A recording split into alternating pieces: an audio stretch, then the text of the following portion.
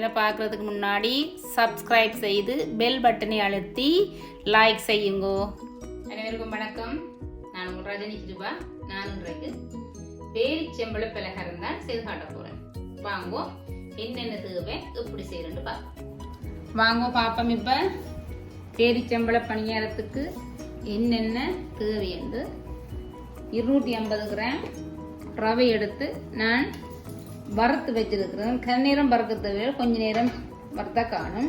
இதில் 100 கிராம் தேங்காய் பூ எடுத்து அதையும் பொன்னிறமாக வறுத்து வச்சிருக்கிறேன். இதில் துவைச்சி போடுறதுக்கு கொஞ்சம் அவிச்ச கோதுமைமா, இதில் வெள்ளை அரிசிமா, தேவையான அளவு மஞ்சள் தூளும், இதில் கொஞ்சம் உப்பும் வச்சிருக்கிறேன். ஒரு தேக்கரண்டி ஏலக்காய் பவுடர், இதில் 200 கிராம் வேர்க்கடலை எடுத்து வறுத்து வச்சிருக்கிறேன். 250 கிராம் பேரிச்சம்பழம். இந்த பேரிச்சம்பழம் போடுற நாடி கணக்க சீனி போட தேவையில்லை. நான் 150 கிராம் சீனி எடுத்து வச்சிருக்கிறேன். தேவையான அளவு எண்ணெய். இவ்வளோ தான் இந்த கல்யாணத்துக்கு தேவையான பொருட்கள். வாங்குவீனி எப்படி செய்வதுன்னு பார்ப்போம். இப்போ பார்த்தீங்கன்னா நான் இதில் சீனியை போட்டு கொஞ்சம் அடிக்க போகிறேன், பிளெண்ட் பண்ண போகிறேன். என்னென்னு சொன்னேன், அப்போ தான் இந்த உருண்டை அப்படிக்க கொஞ்சம் ஈஸியாக இருக்கும்.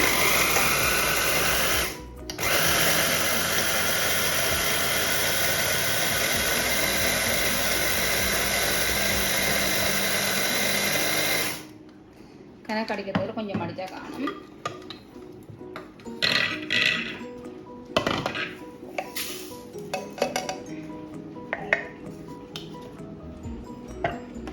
இதுக்குள்ள தேங்காய் பூவையும் கொஞ்சம் அடிக்க போறேன்.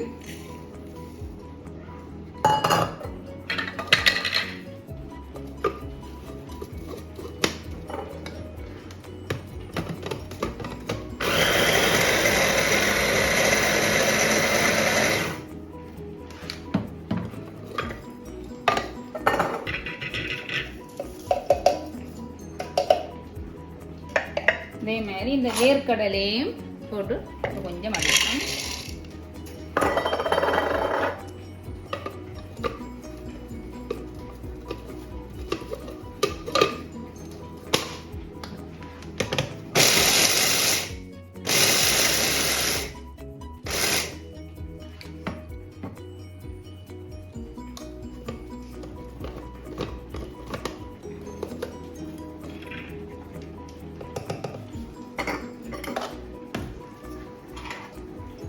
எல்லாம் இப்போ அடித்தாச்சு.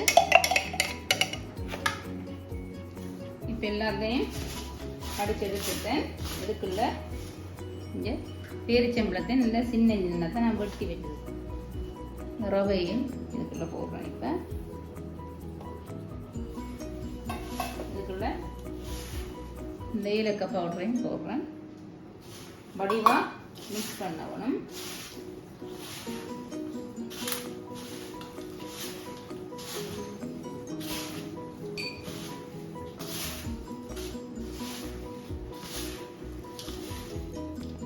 இப்போ வடிவெல்லாம் மிக்ஸ் பண்ணிட்டேன். திரும்ப இதுக்குள்ள போட்டு அதை மிக்ஸ் பண்ணி கொடுத்தேன். ஒரு கொஞ்சம் அடிக்கொண்டதான் பிடிக்க ஈஸியாக இருக்கும் உங்களுக்கு.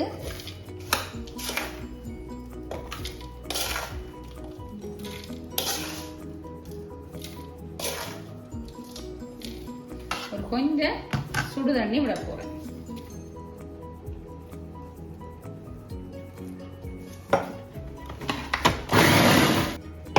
இப்போ திரண்டு வந்திருக்கு. இதே மாதிரி மற்றதையும் அடிப்பேன். கரும வடிவெல்லாம் அடிச்செடுத்துட்டேன். எல்லாருக்கும் மஞ்சு வந்திருக்கு பிடிக்கக்கூடிய மாதிரி. நீங்கள் உங்களுக்கு விரும்பிய அளவில் சின்னனாவோ பெருசாவோ சின்ன வடிவா பிடிச்செடுக்க வேணும். இப்போ நான் அளவான சைஸில் நல்ல இறுக்கி பிடிக்கொண்டதான் அந்த மாவில் துவச்சி எண்ணெயில் போடையக்குள்ள வடிவா உடையாமல் கொள்ளாமல் வரும். இதே மாதிரி இப்போ நான் எல்லாத்தையும் பிடிச்செடுக்க போகிறேன்.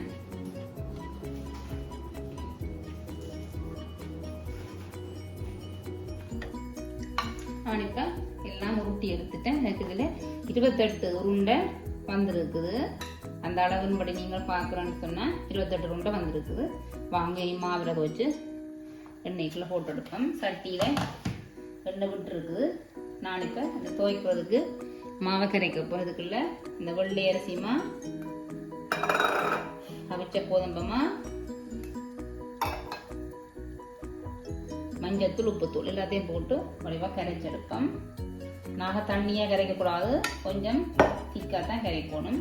பாப்பம் கரைச்செடுப்போம். இப்போ பாருங்க, இப்போ மஞ்சள்மா, இந்த அவிச்ச கோதுமமா, வெள்ளையரிசி மேலாம் போட்டு வடிவாக கரைச்சி எடுத்துட்டேன். இப்போ இதுக்குள்ள நான் துவைச்சி போட்டு பொரிச்செடுக்க போகிறேன். ஆக தண்ணியாக கரையக்கூடாது, இப்படி தோசைக்கு கரைக்கிற மாதிரி கரைச்செடுக்கணும்.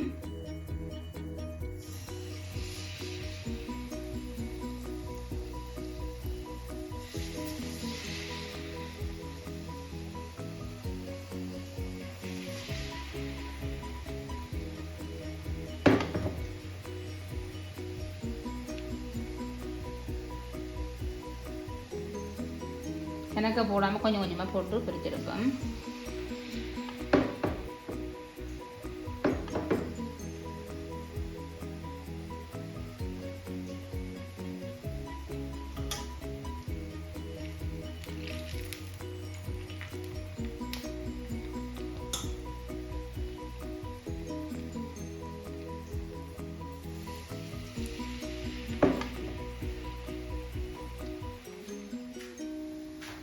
பாருங்க, இப்போ பொரிஞ்சிட்டு நான் ஒன்றோட எடுக்க போகிறேன்.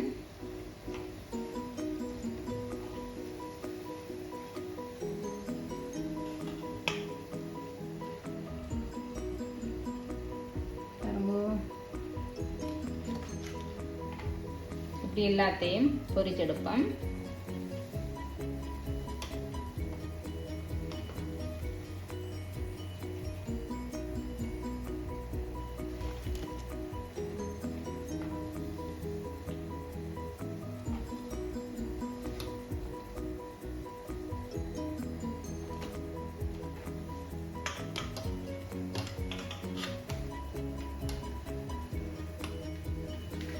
பாருங்க, இப்போ கடைசியாது சுட்டு கொண்டிருக்கிறேன். எல்லாம் சுட்டுட்டேன்.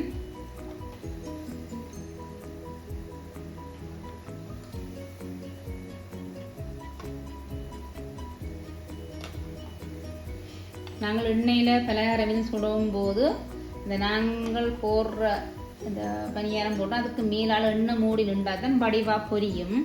எண்ணெயை குறைய விட்டு பொரிச்சா அது டேஸ்ட்டாக வராது. சில எண்ணெய் பிடிக்க பார்க்கும். ஆனால் கொஞ்சம் எண்ணெய் நிறைய விடணும். அதெல்லாம் நான் அப்படி சின்ன சட்டியாக வச்சுருக்கிறேன். பெரிய சட்டி விட்டால் நிறைய எண்ணெய் விடணும். அதில் எதுவும் பொரிக்கும் போது நாங்கள் நிறைய எண்ணெய் விட்டு பொரிச்சா தான் அது கொஞ்சம் நல்லா வரும். இப்போ பாருங்க, எடுப்போம். இந்த இது மூடி நிற்கக்கூடிய மாதிரி நிற்கணும். எதுவும் போட்டால் நாங்கள் இப்போ எடுப்போம். பாருங்க, இப்போ எல்லாமே சுட்டு முடிச்சுட்டேன். இந்த அடுப்பு பண்ணுவோம். பாருங்க, நல்ல ஒரு சுவையான பேரிச்சம்பழ பனியாரம் செய்தாச்சு. நீங்களும் இதே அளவில் செய்து பாருங்க. எனக்கு 28 உருண்டை வந்திருக்குது. நீங்கள் ஒவ்வொரு சைஸில் தான் எண்ணிக்கைகள் கூடும் குறையும்.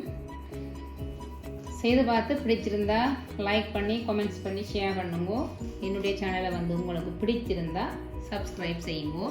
நான் ஒரு பதார்த்தத்தை வச்சு காட்டுறேன். பாருங்க, நல்லா கிரிப்ஸியாக வந்திருக்கு. எதுன்னு சொன்னால், நான் இந்த வெள்ளை அரிசி மாவும் அவிச்ச கோதுமாவும் போட்டால் கொஞ்சம் கிரிப்ஸியாக வரும். பச்சைமா போடுறது கூட இது ஒரு டேஸ்ட் ஒன்று இருக்குது. பாருங்க,